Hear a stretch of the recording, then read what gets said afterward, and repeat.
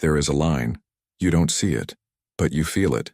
Like an ache in your chest every time you say yes when you wanted to say no. Like a quiet resentment that builds up behind your smile. Like a version of you shrinking a little. More, just to be loved. This line is not a wall. It's not a weapon.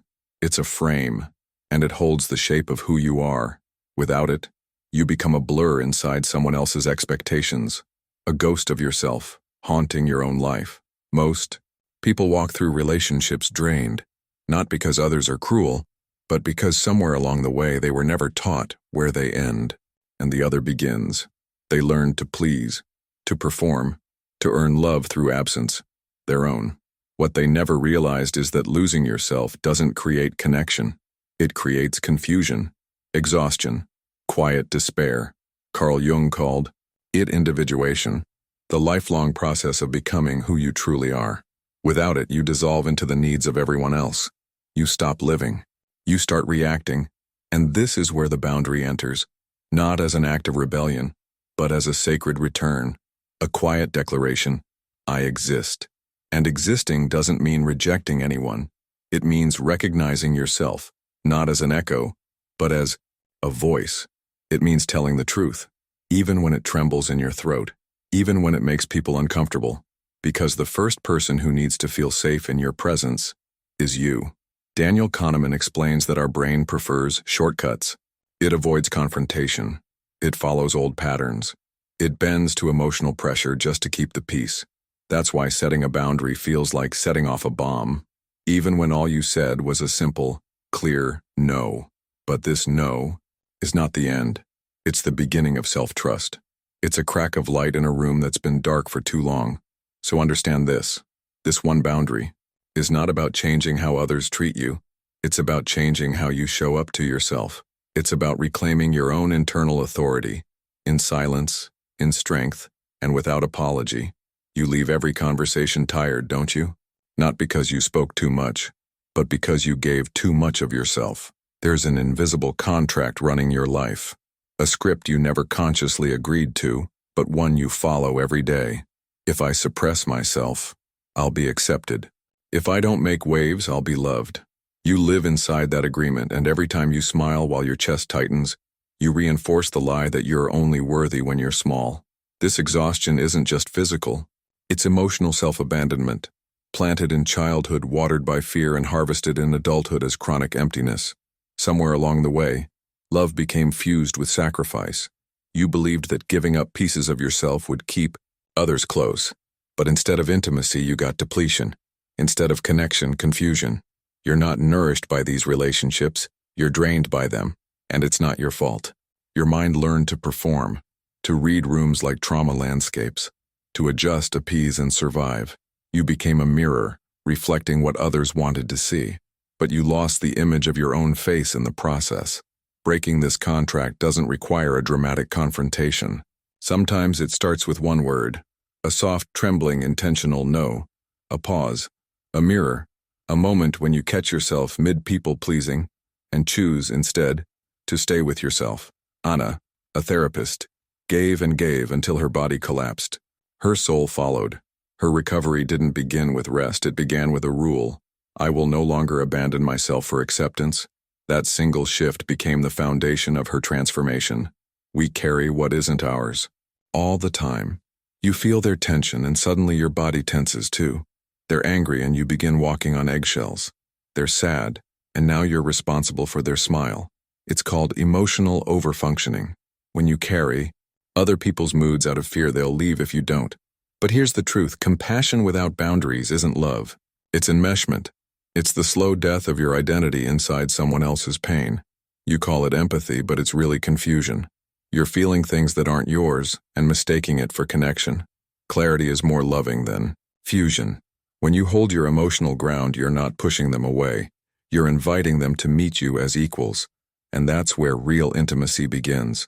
Emotional ownership means you feel your feelings, they feel theirs, and you both stop drowning in the same ocean. There's a method called assertive vulnerability. It's not about being aggressive or passive. It's about being real. Feel. Own. Request. I feel anxious when plans change last minute. I own that I need more stability. Can we talk about how to make that work? That's clarity. That's love.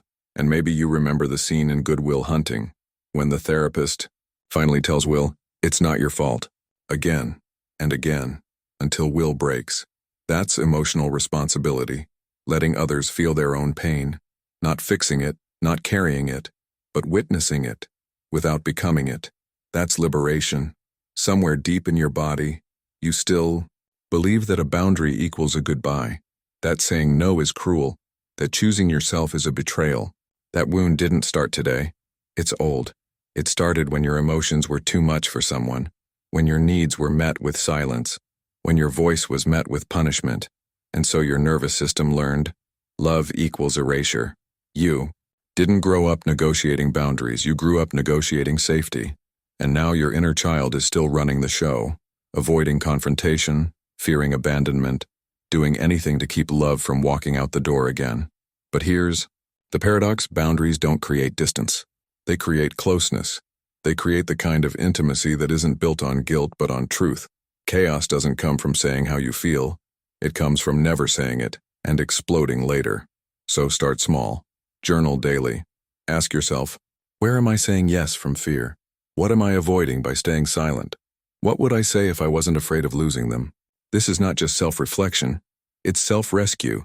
And remember the oxygen mask principle. You've heard it before, but you've never really felt it. You can't help anyone if you're gasping for air. You can't love deeply if you're drowning in guilt. Boundaries are how you breathe. There's a pattern you've been living in, quietly, for years. You wait. You wait for permission to speak, to rest, to be seen, to matter. Somewhere along the way, you decided that your voice needs approval to be valid. And every time you withhold your truth, you create an emotional debt. You hope that if you suffer in silence now, you'll be loved later. But love doesn't work like that. And truth doesn't wait. Boundaries are not defenses. They're declarations. They don't just say, "This is what I won't tolerate." They say, "This is who I am." They are acts of creation and not protection. When you set a boundary, you are sculpting your life, shaping your relationships, and reclaiming your right to exist fully. Try this tomorrow morning. Look in the mirror and say one boundary aloud. Just one. Today I won't apologize for needing space. Today I won't explain my no. Today I'll speak even if my voice shakes. This is not a performance. It's alignment. Lucas used to live for approval. Every message he sent was a negotiation. Every silence from someone else a threat. But then he began small. Daily conscious intentional self-permission. Over time something shifted. He no longer needed to be chosen to feel real. He chose himself, and everything else followed. Every time you abandon yourself, your body remembers. Dr. Bruce Lipton says beliefs override biology.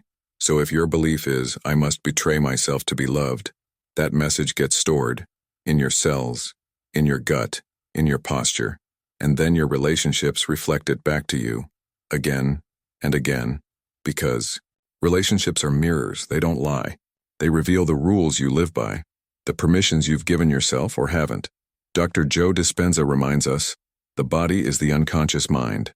Every time you suppress your truth, feel guilt for setting a boundary, or fear being left, for being honest, your body forms an emotional habit, a chemical loop, an addiction to being small, and boundaries are how you break the loop. When you choose coherence, when your thoughts, your feelings, and your actions align, you stop performing. You start living. You don't need to prove your worth. You embody it quietly, powerfully. So I'll leave you with this. What have you been calling love? That's actually fear in disguise. What have you been chasing? That's just a replay of old pain. And what would happen if you chose truth over approval, self-respect over silence, alignment over guilt? Maybe this is the moment you stop waiting. Maybe this is the moment you begin